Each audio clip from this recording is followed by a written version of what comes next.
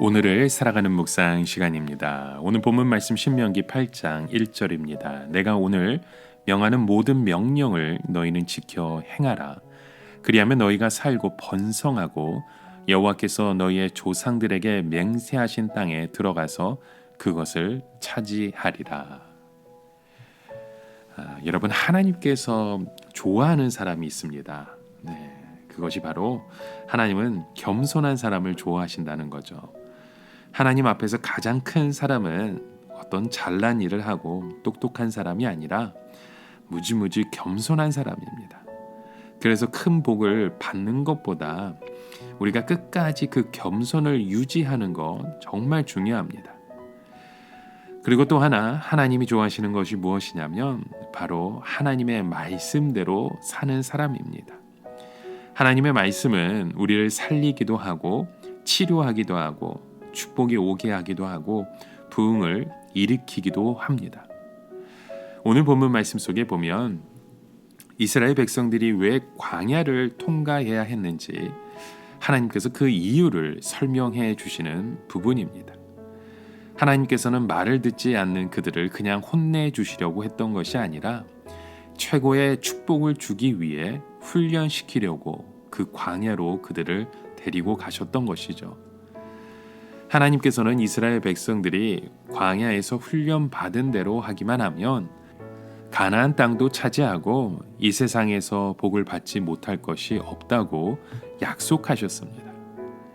자, 오늘 믿는 우리 믿음의 성도들이 여러 가지로 많은 어려움을 겪고 있습니다. 여러분, 이것이 우리의 광야의 훈련인 줄 믿습니다. 우리가 알아야 할 것은 하나님의 백성이 최고의 복을 받으려면 반드시 이 광야의 훈련을 받아야 한다는 것입니다.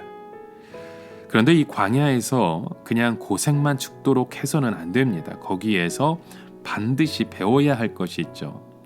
그것을 배워서 끝까지 하나님의 손에 붙들리고 축복받는 우리의 믿음의 사람이 되어야 한다는 것입니다. 자, 오늘 본문 말씀 그래서 보시면 이스라엘 백성들이 이 애굽을 나와서 가나안 땅으로 가려고 하면 광야같이 그렇게 구불구불 돌아서 고생하지 않고 직선으로 편하게 갈 수 있는 좋은 길이 있었습니다. 그 길은 바로 지중해 해변을 따라 난 길이었습니다. 그런데 하나님께서는 이스라엘 백성들을 그 좋은 길로 인도하지 않고 전혀 길도 없는 광야로 몰아넣으셔서 무지무지하게 고생을 하게 하십니다. 이것은 이스라엘 백성들로서는 도저히 이해할 수 없는 일이었죠. 여러분, 사람들 중에 자랄 때 부모나 세상에 대한 반항심으로 집을 뛰쳐나가서 실컷 고생하다가 나중에 정신을 차리고 돌아와서 열심히 사는 사람들이 있습니다. 그런데 이스라엘의 경우에는 하나님께서 일부러 고생길로 집어넣으셔서 실컷 고생을 시키는 것 같습니다. 왜 하나님께서 이스라엘 백성들을 일부러 이렇게 심한 고생을 시키시는 것일까요? 그 이유가 있죠. 바로 하나님과 함께 행하도록 하기 위함이었습니다. 여러분, 우리가 생각하기에 하나님께서 이스라엘 백성들에게 이상한 말씀을 오늘 본문에 하십니다. 내가 오늘 날 명하는 모든 명령을 너희는 지켜 행하라. 그러면 너희가 살고 번성하고 여호와께서 너희 열조에게 명하신 땅으로 들어가서 그것을 얻으리라 말씀하셨어요.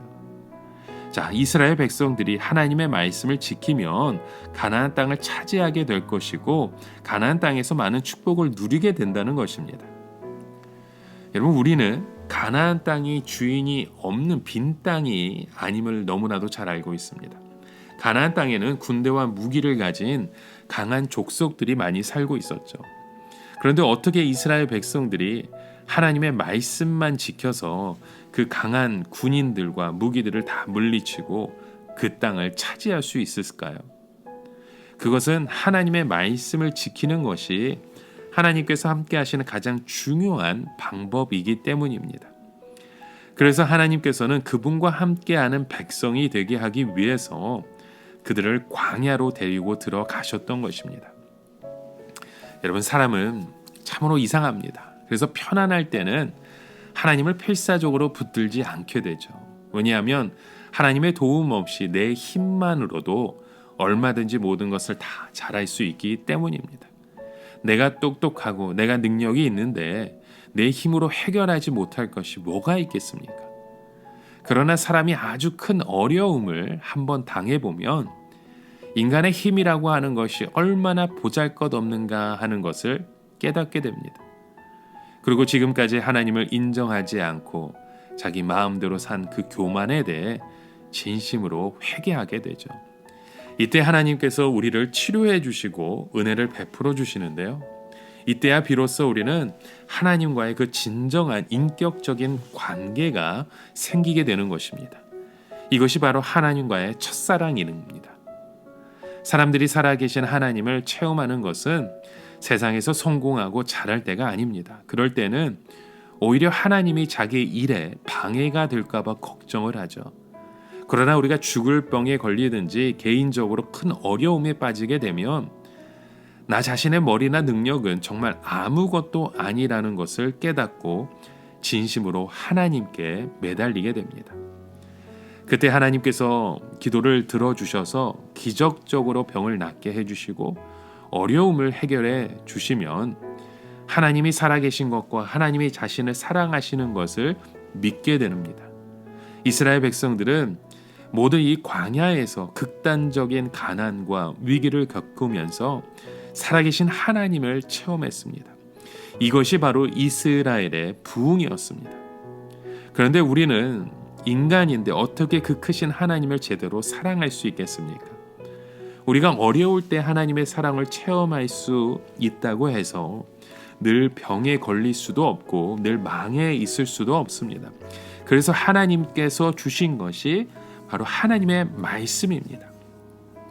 우리가 아무리 부족하고 연약하다 한다 하도 하나님의 말씀을 사랑하고 붙들면 하나님은 우리의 모든 부족한 것을 다 책임지시고 우리가 하나님을 사랑하는 것으로 믿으시는 겁니다. 그래서 하나님께서는 아예 시내산에서 이스라엘 백성들에게 나타나셨던 것입니다. 이 엄청난 체험이 그들에게 가나안 땅보다 더 중요했던 것들이죠. 여러분, 하나님께서 이스라엘 백성들을 광야로 데려가신 것은 이스라엘 백성들이 하나님을 체험케 하고 영원히 그들과 동맹하시기 위해서였습니다. 물론 이스라엘 백성들의 힘만으로는 아무리 하나님의 말씀을 가져도 절대로 가나안 사람들을 이길 수도 없고 가나안의 축복을 누릴 수도 없습니다. 그러나 그들이 하나님의 말씀을 사랑할 때 하나님의 능력이 이스라엘에 임하면서 아무리 강한 가나안 사람도 이기고 가나안의 무기도 이기고 가나안의 성벽도 뚫고 승리하게 된 것입니다. 절대로 인간의 노력이나 힘만으로는 이 세상에서 어려움을 이기고 시험을 이길 수 없습니다. 바로 하나님의 은혜, 하나님의 그 말씀이 우리의 삶 가운데 임할 때 그것이 바로 하나님의 놀라운 능력이 우리의 삶 가운데 임하는 하나님의 축복인 줄 믿습니다. 오늘도 이런 하나님의 그 축복 가운데 거하는 우리의 모든 삶이 되시길 주님의 이름으로 간절히 축원합니다. 함께 기도합니다. 하나님 아버지, 하나님의 그 능력이 우리의 삶의 은혜 되길 원합니다.